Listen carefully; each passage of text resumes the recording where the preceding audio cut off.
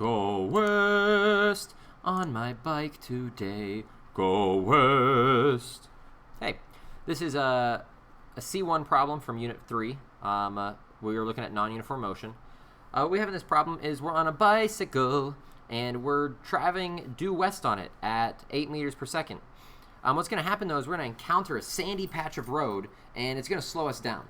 The sandy patch of road is 7.2 meters in length, and when we leave it, our speed's been reduced to just 6.5 meters per second. So we've slowed down by 1.5 meters per second here. I'm assuming that this sandy patch is a constant acceleration slowing us. We would just like to know what is that acceleration across the sandy patch, and what's its size, the magnitude, and what direction is it pointing. So as Grandpappy Botter taught us, let's draw a picture. Whooshing, whooshing. I think west is traditionally written as to the left. So we'll just call the left the positive direction, which actually is going to make the right the negative direction here. And if we draw a little bicycle, we can draw it poorly. It's fine. Don't worry about it. This, I don't even know what this is. This is I don't know. This is you with bicycle legs. That's you now.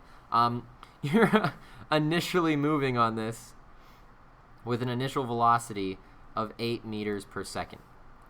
You hit the sandy patch, and it had a length, a delta x of 7.2 meters. When you get to the other side, on your whatever this thing is, I don't know, I'm just drawing the same thing again. When you get over here, we find that our final velocity is 6.5 meters per second. Okay? So we're looking for acceleration here. That's what we want. So how do we go about this? Well, if we have VI, we have VF, and we have delta x, and I'm looking for A, I can use equation 6 on this. Notice how there's no time in this at all. We're not looking for a time. We don't have a time. Equation 6, the only equation that fits that bill, which means that we want to use the equation that reads VF squared, the final velocity squared, equals the initial velocity squared plus 2 multiplied by the acceleration multiplied by the displacement. Now, as I've reported in previous videos, I like to run all of my algebra first. And if we're looking for this acceleration, we need to be a little careful, okay? The first thing we actually have to do is we have to move this initial velocity over to the other side.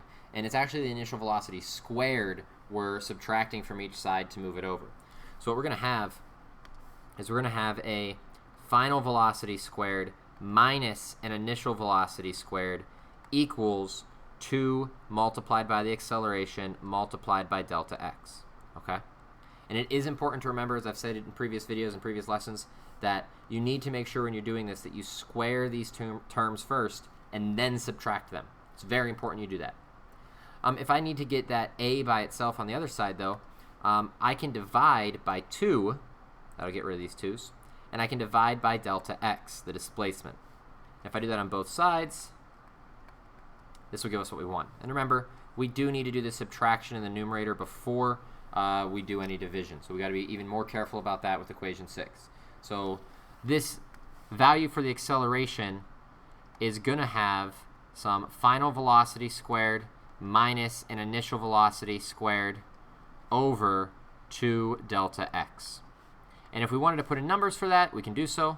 Let's just slap them in, see what happens. Well, our final velocity is after we slowed down, so it's actually 6.5 meters per second squared minus 8 meters per second squared, all over 2 times 7.2 meters. Okay? This is what we want to solve. If we start crunching numbers here, 6.5 squared is going to be 42.25, minus 8 squared is 64, and this will be over 14.4. But remember, we need to do this numerator first before we dive into the denominator. So 42.25 minus 64 is going to give us negative 21.75 all over 14.4.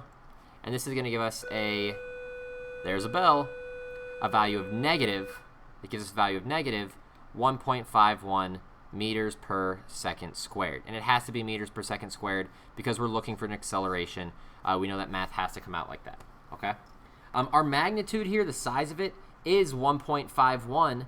What direction is this acting in, though? Well, let's take a look at this. We've got this negative out in front here, and because acceleration is a vector, that negative is telling us the direction. If we go all the way back to our original picture, we called west positive, and if our acceleration is pointing in the negative direction, well, that acceleration must be acting eastward then. Okay, so that acceleration should have come out negative. It's how we can check our answer. We are slowing down here. The acceleration is opposing the velocity, so we do slow, and we see that in our final answer down here. Okay, so a nice little problem there. The first time we've used equation 6, it is something to be careful about, but if you're drawing your picture, you're working things out slowly and carefully and writing out all your math, you'll be fine on this type of problem. Okay, so that was the last C1 problem, a lot of non-uniform motion moving left and right. In our next set, we'll be looking at problems moving up and down vertically and how we have to take a little bit more time thinking about the physics behind things before we can just slap stuff into our best friend equations. Okay? But for right now, this is finished. Adios. Y'all take it easy.